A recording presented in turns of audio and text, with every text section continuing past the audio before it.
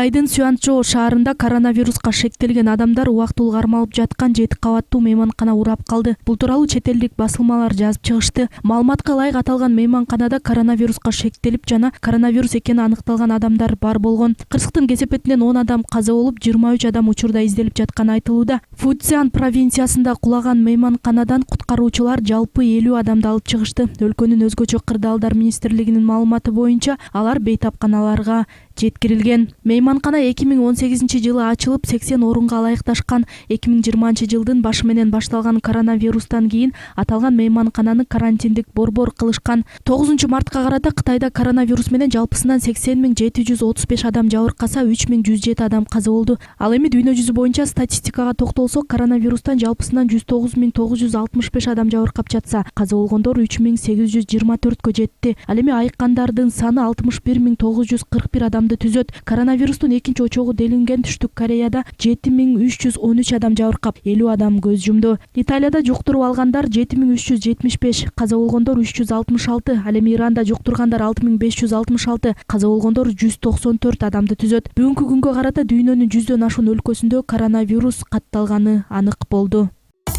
Орчундуу окуялардан кабардар болуу үчүн биздин каналга жазылыңыз.